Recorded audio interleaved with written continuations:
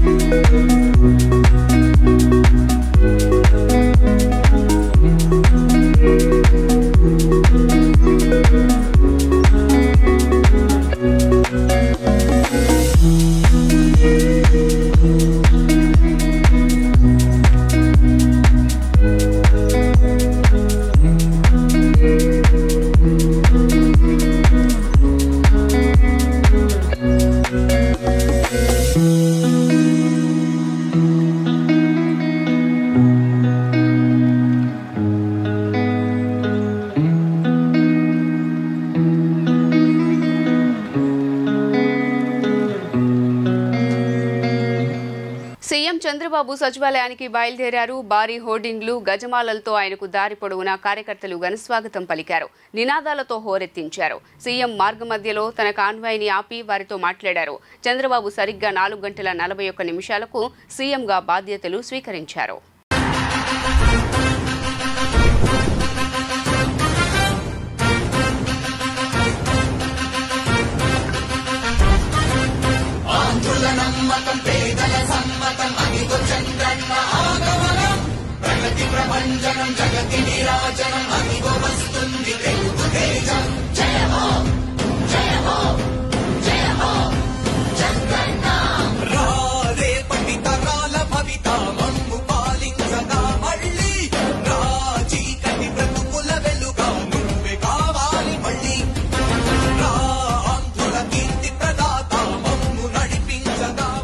మమ్మల్ని ఎవ్వరూ ఏం చేయలేరు, మహా అయితే 4 కేసులు పెట్టగలుగుతారు, అంతకు మించి వాళ్ళేం చేయగలుగుతారు అని ప్రశ్నించారు ఏపీ మాజీ సీఎం వైసీపీ అధినేత వైఎస్ జగన్మోహన్ రెడ్డి.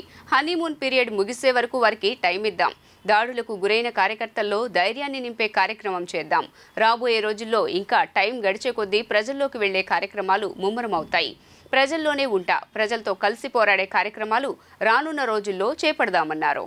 వైసీపీ ఎమ్మెల్సీలతో తన క్యాంపు కార్యాలయంలో సమావేశమైన ఆయన ఈ సందర్భంగా మాట్లాడుతూ, జరిగిన పరిస్థితులన్నీ మీకు తెలుసు, ఈ ఫలితాలు చూసే మీరు నిబ్బరాన్ని కోల్పోవాల్సిన అవసరం లేదు. గడిచిన 5 ఏళ్ల కాలంలో గత చరిత్రలో ఎప్పుడూ జరగని విధంగా మేనిఫెస్టోలో చెప్పినట్టుగా ఏకంగా 99% వాగ్దానాలు అమలు చేశాం. ఏపీ చరిత్రలో కానీ దేశంలో కానీ ఎప్పుడూ ఇలా జరగలేదు. మేనిఫెస్టోను బైబిల్గా, ఖురాన్గా, భగవద్గీతలా ఒక పవిత్ర గ్రంథంలా భావించి అమలు చేశాం. మేనిఫెస్టోను చూపించి ప్రతి అక్కా చెల్లెమ్మల ఆశీస్సులు తీసుకుంటూ ఇది అమలు జరిగిందా లేదా అని అడిగి మరీ టిక్ పెట్టించాం. ఏ రోజు ఈ మాదిరిగా చేసిన పరిస్థితులు లేవు, చరిత్రలో ఎప్పుడూ ఇలా జరగలేదన్నారు. 2.7 లక్షల కోట్ల రూపాయలు ఎలాంటి లంచాలు వివక్ష లేకుండా అందించామని గుర్తు చేశారు వైఎస్ జగన్. ఏ నెలలో ఏమిస్తామో ప్రతి సంవత్సరం క్యాలెండర్ విడుదల చేసి ఆ మేరకు మాట తప్పకుండా పథకాలు అమలు చేశాం. ఇవన్నీ కూడా ఎప్పుడూ కూడా చూడని మార్పులు, గతంలో ఎప్పుడూ చూడని సంస్కరణలు అమలు చేశాం. విద్య, వైద్యం, వ్యవసాయం, సామాజిక న్యాయం, మహిళా సాధికారత, సుపరిపాలన విషయంలో ఎప్పుడూ జరగని చూడని సంస్కరణలు తీసుకొచ్చాం. ఇవన్నీ మనం చేసి చూపించాం. ప్రజల మన్ననలను పొందిన తర్వాతనే ఎన్నికలకు వెళ్ళాం. కానీ ఎన్నికల్లో ఏమైందో తెలియదు అన్నారు. 2019 నుంచి 2024 వరకు 5 ఏళ్లు ఇట్టే గడిచిపోయాయి. అదే మాదిరిగా మళ్ళీ 2024 నుంచి 2029 వరకు కూడా 5 ఏళ్లు ఇట్టే గడుస్తాయి. మనం గుర్తుపెట్టుకోవాల్సిన అంశం ఏంటంటే, సినిమాలో ప్రస్తుతం ఫస్ట్ హాఫ్ మాత్రమే అయింది. గతంలో ఇదే మాదిరిగా పరిస్థితులు ఉన్నప్పుడు కూడా మనం ఏ మాదిరిగా పైకి లేచామో అన్నది మీ అందరికీ తెలిసిందే అన్నారు. గత చరిత్రలో ఎప్పుడు జరగని విధంగా ఏకంగా 99% వాగ్దానాలు అమలు చేశాం. ఎప్పుడు జరగలేదు ఆంధ్ర రాష్ట్ర చరిత్రలో కానీ దేశ చరిత్రలో కానీ. ఈ మాదిరిగా మేనిఫెస్టో అన్నది ఒక పవిత్ర గ్రంథంగా భావించి, అదొక బైబిల్ గాను, అదొక ఖురాన్ గాను, అదొక భగవద్గీత గాను భావిస్తూ టిక్కు పెట్టమని చెప్పి ప్రతి ఇంటికి పంపించి, టిక్కు పెట్టమని చెప్పి ప్రతి అడుగుతూ, ఆ ప్రతి అక్క చెల్లెమ్మల ఆశీస్సులు తీసుకుంటూ, ఆ ఇంట్లో ఉన్న అవ్వాతాతల దీవెనలు తీసుకుంటూ, ఏ రోజు కూడా ఈ మాదిరిగా బటన్లు నొక్కడం, ఏకంగా 2,70,000 కోట్ల రూపాయలు ఎటువంటి వివక్ష లేకుండా, ఎటువంటి లంచాలు లేకుండా, ఏ నెలలో ఏమిస్తామో అని ముందే చెప్పి క్యాలెండర్ ప్రకటించి, ఆ నెలలో అది తప్పకుండా ప్రతి సంవత్సరం తూచా తప్పకుండా ప్రతి సంవత్సరం అది జరిగేట్టుగా చేస్తూ, ఏకంగా 2,70,000 కోట్ల రూపాయల వివిధ పథకాల ద్వారా మాట తప్పకుండా జరగడం కూడా గతంలో ఎప్పుడూ కూడా చూడలేదు, జరగలేదు. ఇవన్నీ కూడా నేను ఏదైతే చెప్తా ఉన్నానో ఇవన్నీ ఎప్పుడూ చూడని మార్పులు, గతంలో ఎప్పుడు జరగని సంస్కరణలు. విద్యారంగంలో అయితేనేమి, వైద్య రంగంలో అయితేనేమి, వ్యవసాయ రంగంలో అయితేనేమి, సామాజిక న్యాయం అంశంలో అయితేనేమి, మహిళా సాధికారత అంశంలో అయితేనేమి, గవర్నెన్స్ విషయంలో అయితేనేమి, ఎప్పుడు జరగని చూడని సంస్కరణలను కూడా తీసుకొచ్చు. ఇవన్నీ నేను ఏదైతే చెప్తా ఉన్నానో ఇవన్నీ మనం చేసి చూపించి ప్రజల మన్ననలు పొందిన తర్వాతే ఎన్నికలకు వెళ్ళాం. ఎన్నికల్లో ఏమైందో తెలీదు. 5 సంవత్సరాలు కళ్ళు మూసుకుంటే చాలా అయిపోయింది. 5 సంవత్సరాలు మళ్ళీ 2024 నుంచి 2029 కూడా అదే మాదిరిగానే కళ్ళు మూసుకుంటే 2029 కూడా కళ్ళు మూసుకుంటే వచ్చేస్తుంది. ఇవి మనం గుర్తుపెట్టుకోవాల్సిన అంశం ఏమిటి అని అంటే, సినిమాలో ఓన్లీ ఫస్ట్ హాఫ్ మాత్రమే అయ్యింది. గతంలో కూడా ఇదే మాదిరిగా పరిస్థితులు ఉన్నప్పుడు కూడా మనం ఏ మాదిరిగా పైకి లేచాము అన్నది కూడా మీ అందరికీ తెలిసిన విషయాలే. రాష్ట్రంలో బడి గంటలు మోగాయి. 2 నెలల వేసవి సెలవుల తర్వాత ఇవాళ పాఠశాలలు తిరిగి తెరుచుకున్నాయి. దీంతో విద్యార్థులు భారీ సంఖ్యలో స్కూళ్లకు హాజరయ్యారు. కొత్త విద్యా సంవత్సరం ప్రారంభం నేపథ్యంలో తీసుకోవాల్సిన చర్యలపైన ఇప్పటికే అధికారుల నుంచి పాఠశాలలకు ఆదేశాలందాయి. ఆంధ్రప్రదేశ్ పాఠశాలలు సుదీర్ఘ వేసవి సెలవుల తర్వాత నేడు తెరుచుకున్నాయి. కొత్త ప్రభుత్వం కొత్త విద్యా సంవత్సరంతో పాఠశాలలు ప్రారంభమయ్యాయి. రాష్ట్రంలోని అన్ని ప్రభుత్వ, ప్రైవేటు పాఠశాలలు పునః ప్రారంభమయ్యాయి. వాస్తవానికి జూన్ 12న పాఠశాలలు పునః ప్రారంభం కావాల్సి ఉండగా రాష్ట్ర ముఖ్యమంత్రిగా చంద్రబాబు మంత్రుల ప్రమాణ స్వీకార మహోత్సవం ఉండడంతో విద్యాశాఖ పాఠశాలలు రీఓపెనింగ్ను ఒకరోజు వాయిదా వేసింది. రాష్ట్రంలో కొత్త ప్రభుత్వం అధికారంలోకి రావడంతో కొత్త ముఖ్యమంత్రి, విద్యాశాఖ మంత్రి ఫోటోలతో త్వరలోనే అకాడమిక్ క్యాలెండర్ విడుదల చేయనుంది. పాఠశాలలు ప్రారంభం కాగానే విద్యార్థులందరికీ స్టూడెంట్ కిట్స్ అందజేసి విధంగా విద్యాశాఖ ఆదేశాలు జారీ చేసింది. పాఠశాలలు మళ్లీ తెరుచుకోవడంతో పాఠశాలల్లో అన్ని వసతులు సక్రమంగా ఉండేలా అధికారులు ఏర్పాట్లు చేస్తున్నారు. టాయిలెట్లను పరిశుభ్రంగా ఉంచడంతో పాటు పీఎం పోషణ్ గోరుముద్దను అంటే మధ్యాహ్న భోజనంను కూడా ఈ రోజు నుంచే విద్యార్థులకు అందించనున్నారు. ప్రస్తుతానికి గతేడాది మాదిరిగానే విద్యార్థులకు భోజనం అందించనున్నారు. కొత్త విద్యాశాఖ మంత్రి బాధ్యతలు తీసుకున్నాక తదుపరి చర్యలు చేపట్టాలని అధికారులు యోచిస్తున్నారు. గతేడాది పాఠశాలలు తెరిచిన మొదటి రోజే విద్యార్థులకు పాఠ్యపుస్తకాలు, నోటు పుస్తకాలతో పాటు విద్యా కానుక కిట్లను రాష్ట్రంలోని ప్రభుత్వ ఎయిడెడ్ పాఠశాలల్లో చదువుతున్న విద్యార్థులకు అందించారు. ప్రతి విద్యార్థికి ఉచితంగా ద్విభాషా పాఠ్య పుస్తకాలు, నోట్ బుక్స్, వర్క్ బుక్స్, కుట్టు కూలీతో సహా 3 జతల యూనిఫామ్, క్లాత్, జత బూట్లు, 2 జతల సాక్స్లు, బెల్ట్, స్కూల్ బ్యాగ్ అందించారు. 6వ తరగతి విద్యార్థులకు ఆక్స్ఫర్డ్ ఇంగ్లీష్ తెలుగు డిక్షనరీ, 1వ తరగతి పిల్లలకు పిక్టోరియల్ డిక్షనరీతో కూడిన కిట్ను ఇచ్చారు. ఇక విద్యా సంవత్సరానికి కూడా 36 లక్షల మంది విద్యార్థులకు గతేడాది మాదిరిగానే అందించేందుకు విద్యా కిట్లు సిద్ధంగా ఉన్న జూన్ 20 తర్వాతే విద్యార్థులకు అవి అందే అవకాశం ఉంది. ఈ ఏడాది 1000 ప్రభుత్వ CBSE స్కూళ్లు అందుబాటులోకి వచ్చాయి. వీటన్నిటికీ కలిపి కొత్త విద్యా క్యాలెండర్ త్వరలో విడుదలయ్యే అవకాశం ఉంది. తెలుగు రాష్ట్రాల్లో నైరుతి రుతుపవనాలు చురుగ్గా ముందుకు కదులుతున్నాయి. ఆంధ్రప్రదేశ్, తెలంగాణలో ఇప్పటికే రుతుపవనాలు విస్తరించాయి. దీంతో పాటు ఉత్తరాంధ్ర మీదుగా ద్రోణి కూడా కొనసాగుతోంది. ఈ నెల 15 నుంచి ఏపీలో రుతుపవనాలు మరింత బలపడి భారీ వర్షాలు కురుస్తాయని అధికారులు చెబుతున్నారు. రుతుపవనాల ప్రభావం, ద్రోణి ప్రభావంతో రాబోయే 3 రోజులు వర్షాలు కురిసే అవకాశం ఉందని అమరావతి వాతావరణ కేంద్రం వెల్లడించింది. ఉరుములు, మెరుపులతో తేలికపాటి నుంచి మోస్తరు నుంచి భారీ వర్షాలు కురిసే అవకాశం ఉందని వెల్లడించింది. ఈ మేరకు గురువారం ప్రకటన విడుదల చేసింది. రుతుపవనాల ఉత్తర పరిమితి నవసారి, జలగావ్, అమరావతి, చంద్రపూర్, బీజాపూర్, సుక్మా, మల్కన్గిరి, విజయనగరం, ఇస్లాంపూర్ గుండా వెళుతుంది.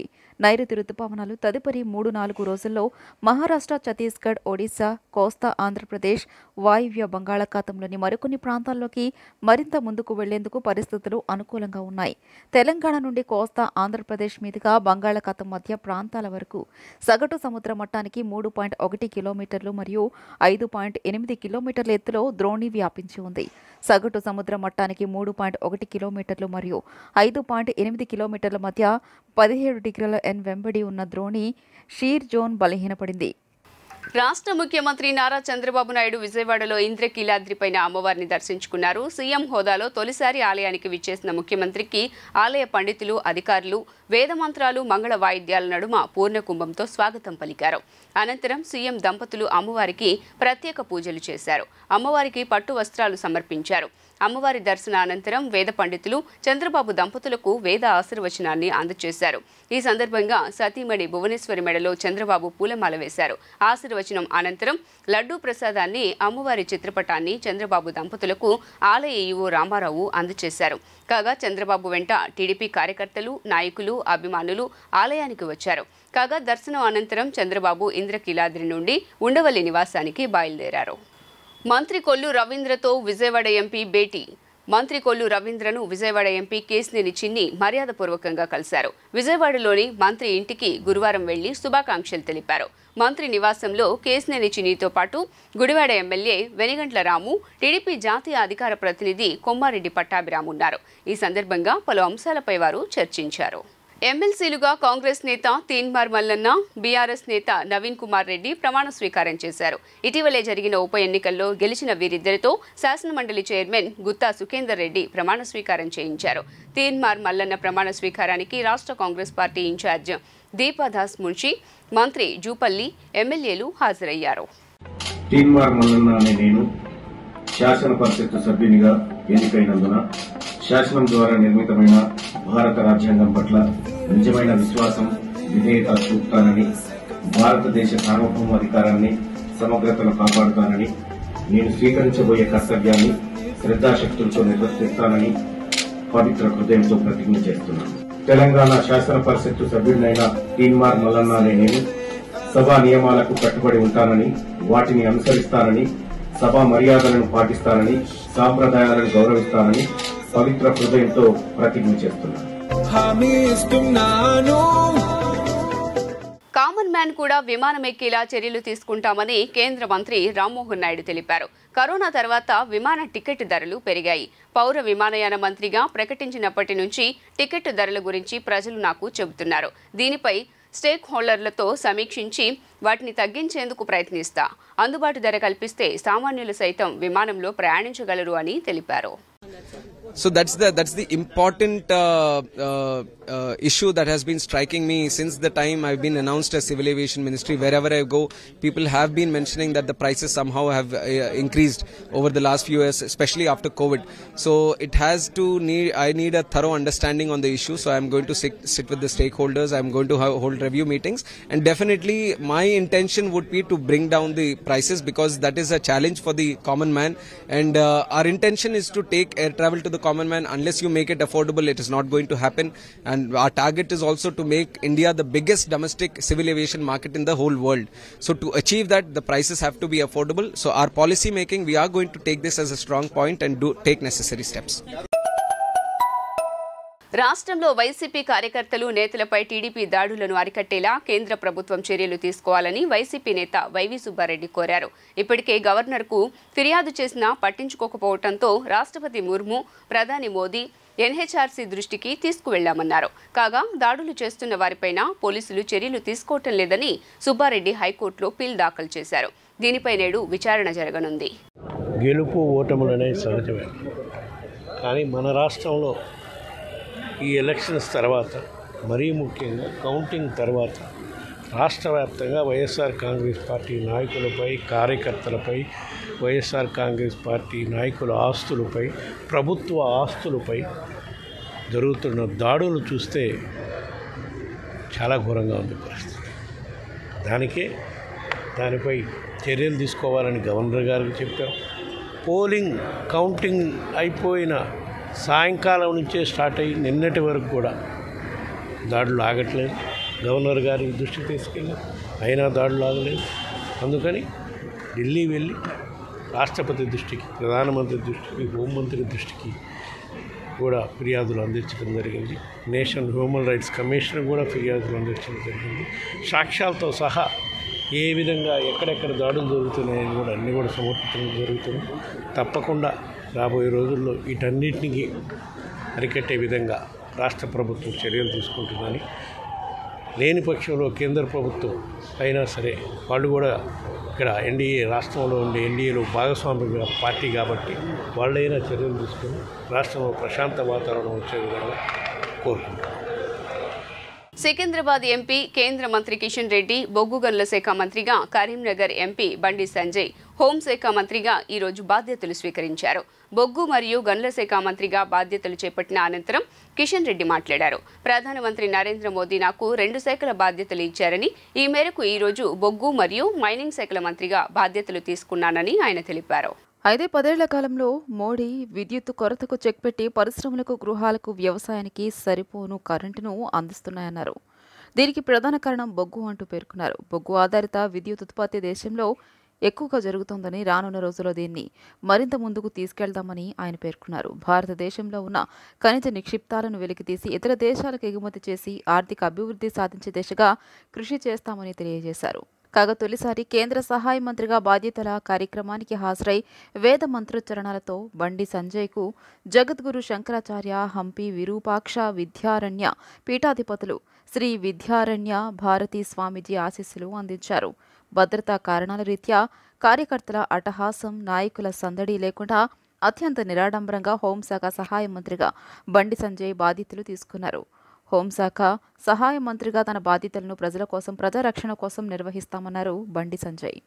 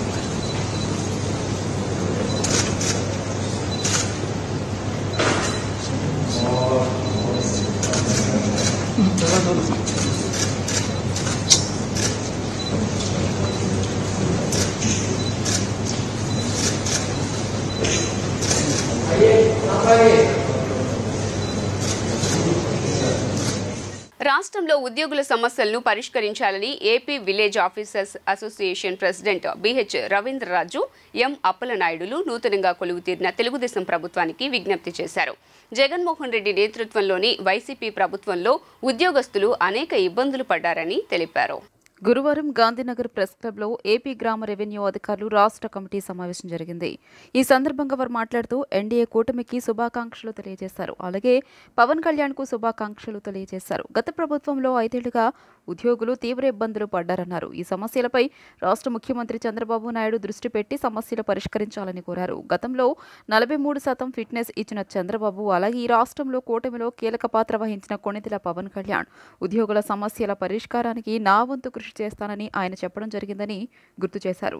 దానిలో భాగంగా ఈ రాష్ట్రంలో సిపిఎస్ ఉద్యోగులు ఎంతో కాలంగా ఎదురు చూస్తున్న ఓపీఎస్ విషయంపై పవన్ కళ్యాణ్ 1 సంవత్సరంలో పరిష్కారానికి శ్రీకారం చుడతామని చెప్పడం చాలా శుభపరిణామమని, దానిలో భాగంగా గత ప్రభుత్వంలో ఉద్యోగులు వద్దన్న మొండిగా తీసుకున్న నిర్ణయం జీపీఎస్ని వెంటనే రద్దు చేసి ఓపీఎస్ కోసం పవన్ కళ్యాణ్ కృషి చేసి ముఖ్యమంత్రితో చర్చించి ఓపీఎస్ విషయంలో ఉద్యోగులకు సంబంధించి అన్ని సమస్యలపై న్యాయం చేస్తారని ఉద్యోగులు నమ్ముతున్నారని చెప్పారు. అలాగే గత ప్రభుత్వంలో ఉద్యోగుల సమస్యలు పరిష్కరిస్తామని ఉద్యోగులను మోసగిస్తూ అతిపెద్ద జేఏసీలుగా చెప్పుకుంటున్న AP JAC Amaravati chairman Bopparaju Venkateswarlu, అప్పటి ఎన్జీఓ అధ్యక్షులు బండి శ్రీనివాసరావు గత ప్రభుత్వంతో వారి సొంత ప్రయోజనాల కోసం ఉద్యోగులను మోసం చేయడం జరిగిందన్నారు.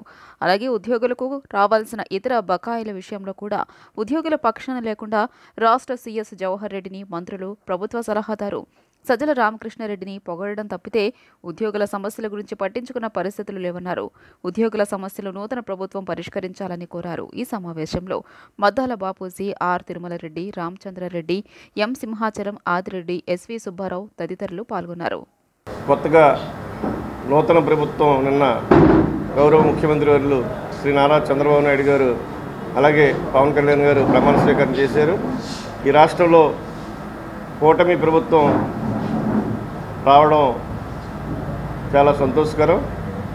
ఆ కూటమి ప్రభుత్వంలో ఉన్న గౌరవ ముఖ్యమంత్రులు చంద్రబాబు నాయుడు గారికి, అలాగే శ్రీ కొణిదెల పవన్ కళ్యాణ్ గారికి, అలాగే భాజపా రాష్ట్ర అధ్యక్షులు పురంధేశ్వర్ గారికి, ఈ రాష్ట్రంలో మంత్రులుగా కేంద్ర మంత్రిగా ప్రమాణం చేసిన మంత్రివర్యులందరికీ, అలాగే ఈ రాష్ట్రంలో పార్లమెంటు సభ్యులుగా నెగ్గిన ప్రతి ఒక్కరికి, అలాగే ఈ రాష్ట్రంలో శాసనసభ్యులుగా నెగ్గిన ప్రతి ఒక్కరికి మా ఆంధ్రప్రదేశ్ రాష్ట్ర గ్రామ రెవెన్యూ సంఘం తరఫున ప్రత్యేక అభినందనలు, కృతజ్ఞతలు తెలియజేస్తున్నాం. ముఖ్యంగా ఈరోజు ఈ రాష్ట్రంలో ప్రభుత్వం ఏర్పాటు కావడానికి ఉద్యోగుల పాత్ర చాలా కీలకంగా అయింది. ఎందుకంటే ఎప్పుడూ లేనటి ఉద్యోగుల్లో చైతన్యం వచ్చి సుమారు 5,30,000 మంది పోస్టల్ బ్యాలెట్ ఉపయోగించుకోవడం, మిగిలిన ఉద్యోగులు కూడా ఉపయోగించుకుని వాళ్ళ కుటుంబ సభ్యులతో కూడా ఓట్లు వేయించి ఈ ప్రభుత్వానికి అండగా నిలవడం జరిగింది. డాక్టర్ బిఆర్ అంబేద్కర్ కోనసీమ జిల్లా రావులపాలెం మండలం రావులపాడు గ్రామంలో వేస్ట్ ఆయిల్ గోడౌన్ దగ్ధమైంది. భారీగా మంటలు ఎగిసిపడ్డాయి. గోడౌన్లో భారీగా ఆయిల్ నిల్వ ఉండటంతో ఈ మంటలు ఎగిసిపడ్డాయి. గోడౌన్లో ఉన్న ఆయిల్ ట్యాంకర్లు, ఆయిల్ పీపాలు, మినీ వ్యాన్ పూర్తిగా అగ్నికి ఆహుతయ్యాయి.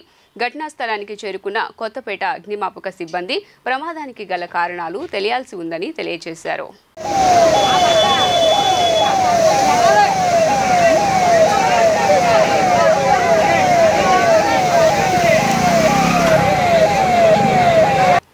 మంత్రుల కేటాయింపులో జనసేన పార్టీ బీసీ ప్రతినిధులకు అన్యాయం జరిగిందని రాష్ట్ర హైకోర్టు న్యాయవాది, AP fisherman JAC chairman Saikam Rajasekhar ఆగ్రహం వ్యక్తం చేశారు. సీట్ల కేటాయింపులో గానీ, మంత్రి పదవుల కేటాయింపులో గానీ ఆ పార్టీ అగ్రకులాల వారికి అగ్రతాంబూలం ఇచ్చిందని అన్నారు.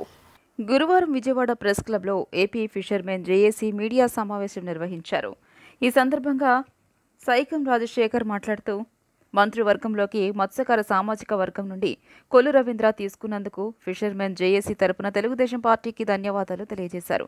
బీసీ కులాలో అత్యధిక జనాభా కలిగిన మత్స్యకారులు ప్రత్యక్షంగా పరోక్షంగా 120 అసెంబ్లీ స్థానాల్లోని అభ్యర్థుల గెలుపు ఓటములను శాసించగలరని అన్నారు. దశాబ్దాల నుండి మత్స్యకారులకు రాజకీయ ప్రాధాన్యత కల్పించడంలో రాజకీయ పార్టీలు విఫలం చెందాయని, మంత్రులు కేటాయింపులో కూడా మత్స్యకారులకు అన్యాయం చేశారన్నారు.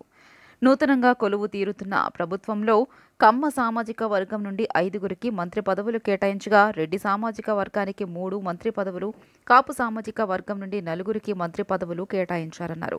కమ్మ, రెడ్డి, కాపు సామాజిక వర్గాలకు వారి జనాభా ధామాషాకు మించి మంత్రి పదవులు, అసెంబ్లీ పార్లమెంట్ స్థానాలకు నారా చంద్రబాబు నాయుడు గారు, పవన్ కళ్యాణ్, పురంధరేశ్వరి కేటాయించుకున్నారన్నారు. యాదవ కులానికి 2 మంత్రి పదవులు, యాదవ సహా కులం కురుబ సామాజిక వర్గానికి 1 మంత్రి, గీత సామాజిక వర్గానికి 2 మంత్రి పదవులు కేటాయించారని తెలిపారు. రాష్ట్రంలో ముఖ్యంగా బీసీ కులాల్లో అత్యధిక జనాభా కలిగిన మత్స్యకార కులాలకు టీడీపీ తీవ్ర అన్యాయం చేసిందని చెప్పారు. మంత్రివర్గ కూర్పులోనైనా మత్స్యకారులకు నేటి ప్రభుత్వం మొండి చేయి చూపించిందన్నారు. పవన్ కళ్యాణ్ చెప్పిన సామాజిక న్యాయాన్ని ఆయన అమలు పరచలేదన్నారు. జనసేన పార్టీలోని బీసీలకు ముఖ్యంగా మత్స్యకారులకు అన్యాయం జరిగిందని చెప్పారు. జనసేన పార్టీకి మత్స్యకారులు అండగా నిలబడి అఖండ మెజారిటీని జనసేన పార్టీకి ఇచ్చిన విషయం గుర్తించాలని, తక్షణమే జనసేన నుండి మంత్రివర్గంలోకి మత్స్యకారులకు లేదా సోదర బీసీ కులాలకు అవకాశం కల్పించాలని ఏపీ ఫిషర్మెన్ జేఏసీ తరపున డిమాండ్ చేశారు.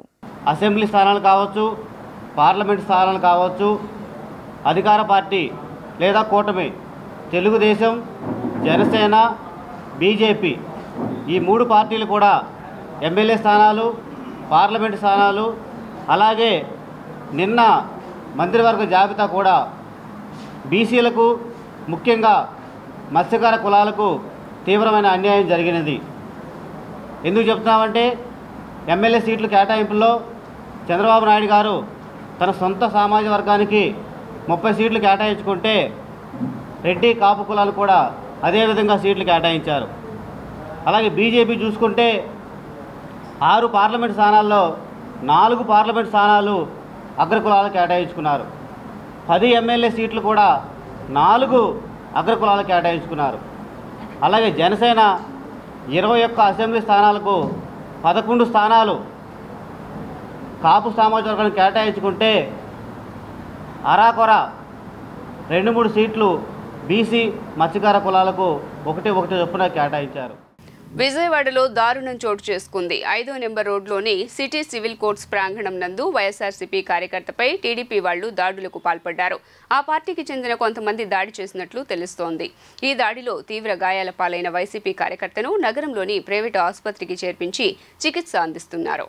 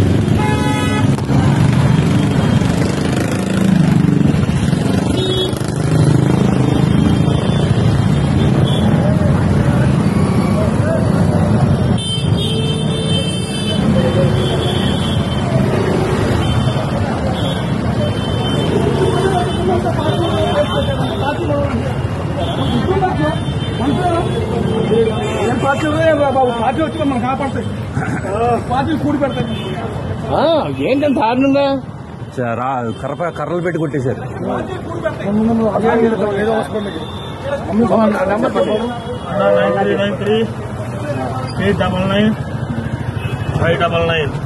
మా తమ్ముడు అన్న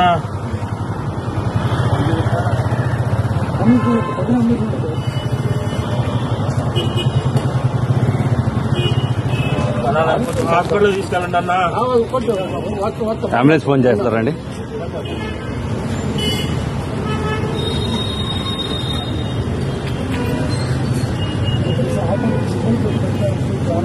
వార్తలు ముగించే ముందు హెడ్లైన్స్ మరోసారి. ముఖ్యమంత్రిగా బాధ్యతలు స్వీకరించిన సీఎం చంద్రబాబు నాయుడు సాయంత్రం 4:41 సీఎంగా బాధ్యతలు చేపట్టిన చంద్రబాబు ఎన్నికల్లో ఇచ్చిన హామీల ఫైళ్లపై సంతకాలు. ఇటీవలి ఎన్నికల్లో వైసీపీ ఘోర పరాజయం. ప్రస్తుతం కూటమి హనీమూన్ నడుస్తోందన్న జగన్. శిశుపాలుడి మాదిరి చంద్రబాబు తప్పులను కూడా లెక్కిద్దామని పిలుపు. రాష్ట్రంలో మోగిన బడిగంటలు. 2 నెలల వేసవి సెలవుల అనంతరం తెరుచుకున్న పాఠశాలలు. తెలుగు రాష్ట్రాల్లో చురుగ్గా ముందుకు కదులుతున్న నైరుతి రుతుపవనాలు. ఈ నెల 15 నుంచి ఏపీలో భారీ వర్షాలు పడే అవకాశం. జీ న్యూస్ ఇంతటితో సమాప్తం. తిరిగి వార్తల్లో మళ్ళీ కలుద్దాం. అంతవరకు సెలవు. నమస్కారం.